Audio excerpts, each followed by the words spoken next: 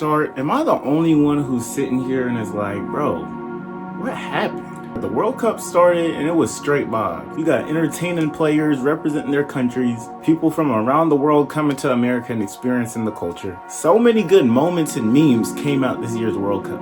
But since we hit the knockout round, my question is like, where did the fun go? I can't watch TV with a smile anymore. I'm biting my nails the whole time. This win or go home format brings the intensity, but now I can't even enjoy watching England play without my heart beating outside of my chest. But here we are. Are we not blessed? We've reached the Final Four. And crazy enough, the top 4 teams, according to FIFA's rankings, are playing. We got the 2 versus the 3. France and Spain will be taking each other on, and this game will be interesting because the last time these two played, it was absolute cinema. June 5th, 2025. France took on Spain and lost 4-5 in the Nations League semifinals. Yes, you heard that right. 8 different goal scorers. Yamal had himself a brace. And going back to the 2024 Euros, Spain defeated France 2-1 in the semis. So here we are for the 3rd straight year. These two squads playing each other with a ticket to the final on the line. Now I know Spain has won the last 2 matchups and they have not lost a game in 36 consecutive matches. I also seen Luis de la Fuente has won all 7 of his knockout games ever since he's been in charge. But Spain,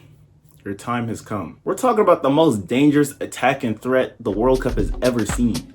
And it's like, as much as I want to say it's coming home, it's going to take a whole lot to defeat France on Sunday. Now, Ousmane Dembele is the man I want to talk about for France. Now, 5 goals, 2 assists is pretty impressive, but I was talking to my brother about this. How can we get the best out of Dembele? At PSG, he plays center forward with Doué on his right and Kvaratskhelia on his, I think I said that right, and Kvaratskhelia on his left. France plays with 2 wingers and a center forward too, but the amount of depth in their attack has players fighting for time, fighting for the ball, and fighting for game time played in their natural position. Doué or Barcola play on the left for France. You have Kylian Mbappe on your team, so why wouldn't you put him at center forward? Olise's a baller at the end of the day, so it don't really matter where you put him. They have him at attacking mid, but Dembele has to play on the right wing.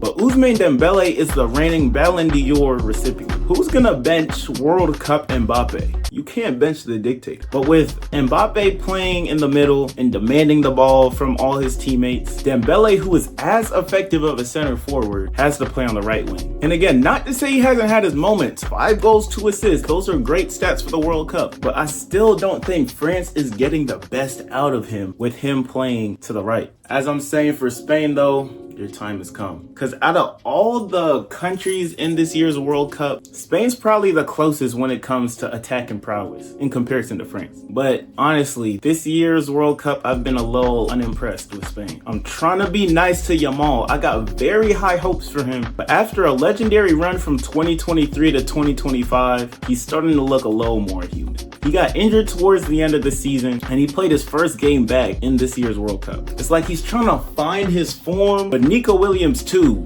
just been a complete non-factor. And he's only played 57 minutes this World Cup, but back in 2024 for the Euros, that duo on the flank was a nightmare for everyone. Sorry if I say his name wrong, but Spain center forward Oyarzabal, I don't know, bro. Don't flame me, please. He's been Spain's best player this tournament. And he also had 2 assists when these 2 sides played in 2025. So though Spain may want to play a slow game and maintain possession, even if they're able to do that for parts of the game, they're going to need that center forward, Jamal and Nico, to have the game of their lives. Again, let Mbappe have a stinker. You have the player of the year to replace him. If Doué's doing bad, Barcola can replace him. You got Ryan Cherki from Man City who can come in for Olise or whoever's on the right wing. But for Spain, everybody who steps on that pitch is going to need to have the game of their life. Last stat for y'all. France's goal differential is 16-2 this World Cup. That's 2.7 goals forced per game and 4 clean sheets. Now Spain, they let up their first goal all tournament last game against Belgium, and they've scored 11. Someone's defense is gonna have to let up, and when we look at attack and threats, we know which team is better. Next game.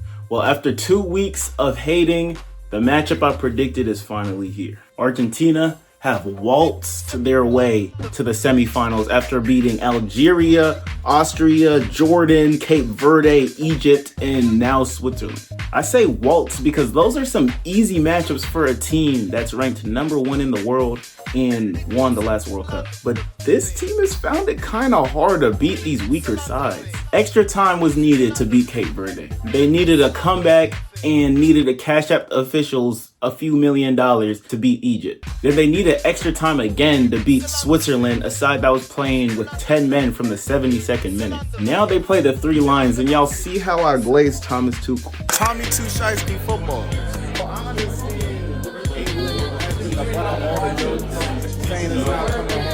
Got the talent. The team that he picked was very interesting. That's a technical masterpiece. You know how we got a second snore to our bed? You know, like an evil scientist. That German evil. Wednesday is the day these frauds get exposed. I'm not gonna front like England has had the best World Cup campaign or has the best team on paper, but tactically, we've been outstanding. What will Argentina do now that they're playing a talented side that has success on and off the ball? What will they do when they play a team that's ranked top 15 in the world? Lautaro Martinez has been exceptional coming off the bench though. The youth puts genuine fear in my heart every time the ball is. But will someone other than Messi show up for them? England has a vengeance on their mind. I showed y'all last vid what they did last time we played each other in the World Cup. And it's funny because last time we played at the Azteca, we lost to Argentina. But we just played there again against Mexico, and that curse has now been lifted. Now, we have to save football. The corruption is being pushed in our faces. Thomas Tuchel, show these youths you cannot buy this game. Talent and tactics will win in the end. As for England, when times get rough, who is gonna step up?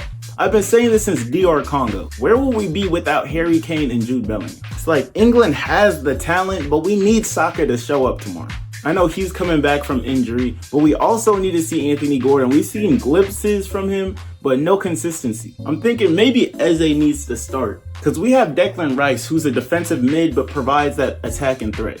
But he's paired up with Elliot Anderson, who's been okay defensively, but doesn't really offer anything offensively. I say if Reece James can't start and provide that attacking threat, playing that wingback role, then Eze needs to be that right center mid with Saka on the right wing.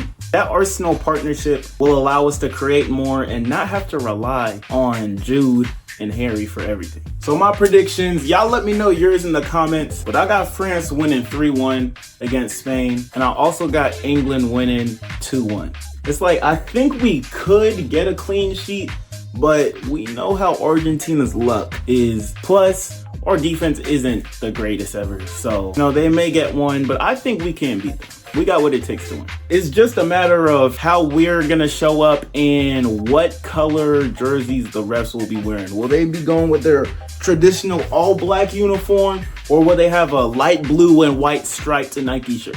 But all these games could go either way. I rock with France. I rock with Yamal. So how about this? If France wins the World Cup, I'm going to get me a Michael Olise jersey. If Spain wins, I'm going to get me a Yamal jersey. If England win, I'm going to get me a Jude jersey. And Argentina win, I'll get me a Messi jersey. Is that fair? Is that fair? Well, my name's Mal, by the way. I'm going to catch y'all later. I'm going to see y'all for the preview of the final.